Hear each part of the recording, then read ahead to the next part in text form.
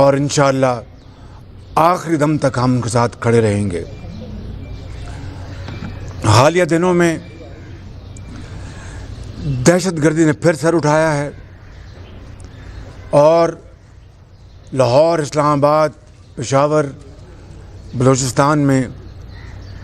پے در پہ دہشت گردی کے حملے ہوئے ہیں، اور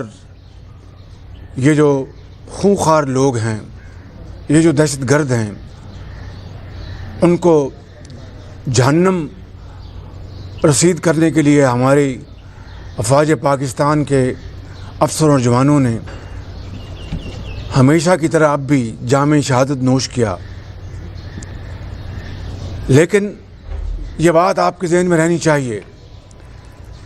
کہ چاہے پیپلز پارٹی کا زمانہ تھا تو اس وقت ضرب مومن کا آغاز ہوا، جب میاں نواز شریف کا دور آیا تو ضرب عضب اور رد الفساد کے آپریشن ہوئے، اور اس ملک کے اندر دہشت گردی کا تقریباً خاتمہ ہو چکا تھا۔ لیکن بدقسمتی ہے کہ پچھلے 3.5 سال میں پی ٹی آئی کی حکومت کو توفیق نہیں ہوئی کہ وہ نیشنل ایکشن پلان جو ان کی حکومت سے پہلے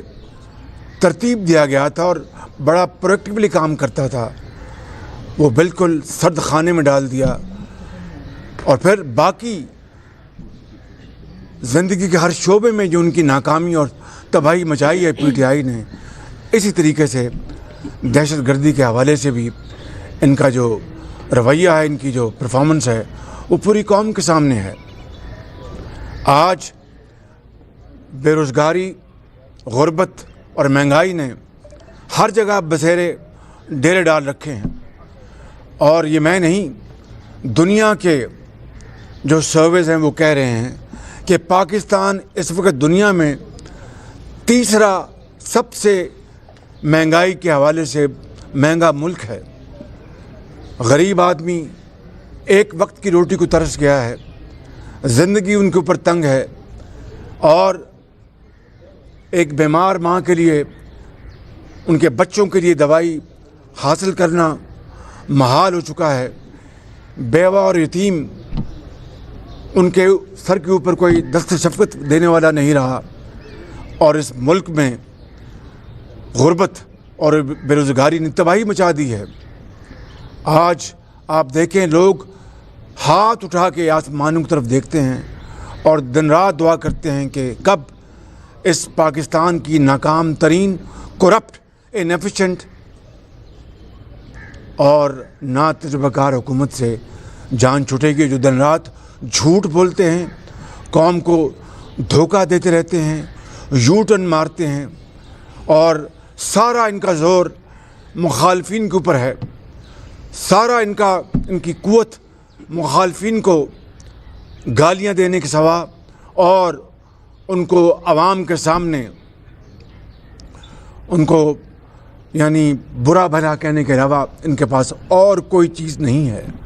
اگر یہی توانائی، یہی وقت کا آدھا حصہ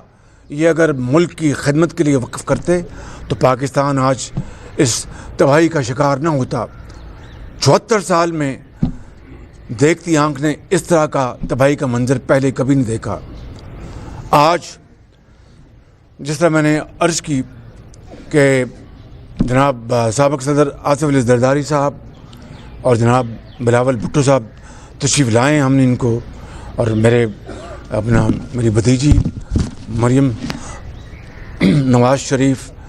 خواجہ سعد رفیق صاحب، حمزہ شہباز شریف اور مریم اورنگزیب صاحبہ نے، ہم سب نے ان کو دل کی اتھاہ گہرائیوں سے خوش آمدید کہا ہے۔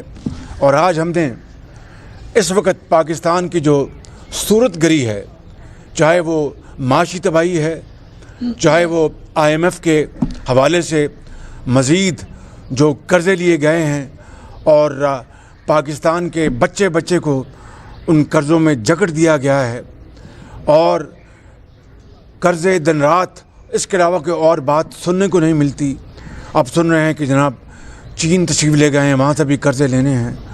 میں آپ کو خود نمائی میں جائے بغیر صرف یہ کہنا چاہتا ہوں کہ نواز شریف کے دور میں بھی قرضے لیے گئے، مگر جو کچھ ترقی کے حوالے سے، خوشحالی کے حوالے سے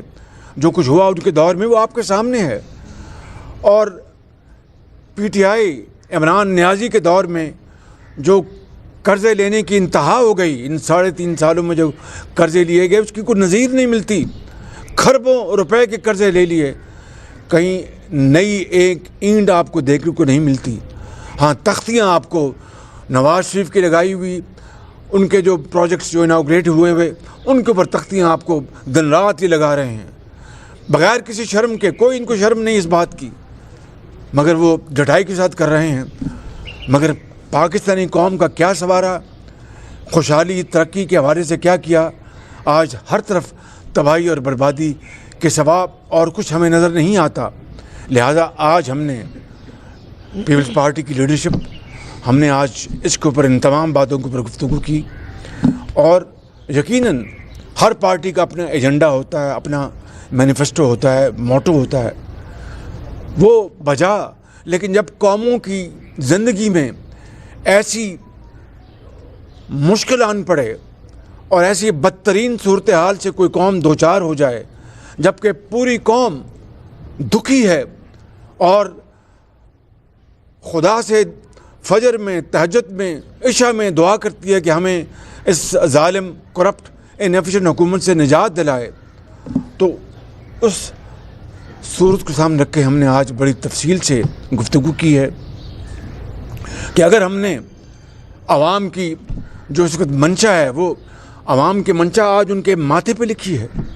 کوئی آپ کو ان سے سوال کرنے کی ضرورت نہیں ہے۔ آپ صحافی ہیں، آپ مجھ سے بہتر جانتے ہیں کہ سوال کرنے سے پہلے وہ آپ کو ٹھوک کے جواب دیتے ہیں کہ کب آپ ہماری اس حکومت سے جان چھڑوائیں گے۔ تو اگر ہم نے آج بطور سیاسی پارٹیز کے، سیاسی لیڈرز کے، سیاسی کارکنوں کے، اگر ہم نے اپنا جو رسپانسبل رول ادا نہ کیا، ذمہ داری ادا نہ کی بطور ایک پاکستانی کے، بطور ایک سیاستدان کے، تو پھر ہمیں آنے والی نسلیں نہ صرف وہ معاف نہیں کریں گی، جو اس وقت جو قوم ہے وہ ہمیں معاف نہیں کرے گی۔ اس لیے ہم نے آج بڑی تفصیل سے گفتگو کی ہے، اور ہم نے یقیناً ان کی پارٹی کی اپنی سوچ ہے، ہماری پارٹیز کی اپنی سوچ ہے، اور پولیٹیکل پارٹیز کی اپنی سوچ ہے، لیکن جب میں نے کہا کہ اس شدید کرائسس کے زمانے میں اگر آج ہم اکٹھے نہ ہوئے اور ہم نے اپنے اندر ہم آہنگی پیدا نہ کی اور ہم نے ایک ایجنڈا کے اوپر اتفاق نہ کیا، تو میں پھر at the cost of reputation کہوں گا کہ پھر قوم ہمیں معاف نہیں کرے گی۔ اس لیے ہم نے یہ اتفاق پایا کہ ہمیں اس گورنمنٹ سے ملک کو چھٹکارا حاصل کروانے کے لیے، عوام کے دکھوں کو ختم کرنے کے لیے، غربت، بے روزگاری اور مہنگائی، اس سے عوام کو بچانے کے لیے، یتیم اور بیوہ کے سروں پر دست شفقت رکھنے کے لیے ہم نے آج تفصیل سے گفتگو کی، اور اس میں کوئی دو رائے نہیں کہ ہمیں تمام آئینی، قانونی اور سیاسی آپشنز کو ہمیں بلا تاخیر ہمیں ان کو استعمال کرنا ہوگا۔ یقیناً پیپلز پارٹی اس بارے میں کلیئر ہے۔ ہماری پارٹی میں دو راہ تھیں، مگر میاں نواز شریف کی لیڈرشپ میں اس میں اب بہت حد تک یکسوئی ہے۔ تو آج ہم نے یہ طے کیا ہے کہ ہم اگلے چند دن میں مسلم لیگ نون کی جو سینٹرل ایگزیکٹو کمیٹی ہے اس میں مشاورت کر کے، اور ہماری جو وائڈر جو ہماری جو الائنس ہے پی ڈی ایم، اس میں ہم اس معاملے کو لے کے جائیں گے، اور پھر انشاءاللہ ان کی مشاورت کے ساتھ، ان کی اجازت کے ساتھ ہم انشاءاللہ اس کا فی الفور اکٹھا ہم انشاءاللہ اعلان کریں گے۔ اور یہ کوئی نئی بات نہیں ہے، پہلی مرتبہ نہیں ہو رہا۔ آپ کو پتہ ہے کہ چارٹر آف ڈیموکریسی بھی نواز شریف صاحبہ اور مرحوم شہید بے نظیر بھٹو صاحب کے درمیان اپنا جدہ میں ہوا تھا اور لندن میں ہوا تھا، اور میں سمجھتا ہوں کہ جب اچھے وقت آئیں گے سب اپنی اپنا پالیٹکس کریں گے۔ آج ہمیں صرف ایک نقطے پر اکٹھے ہونا چاہیے کہ پاکستان کو اگر ہم نے تباہی سے بچانا ہے تو اس حکومت سے چھٹکارا حاصل کرانا ہے. بلاول صاحب بات کریں. بسم اللہ الرحمن الرحیم. سب سے پہلے ہم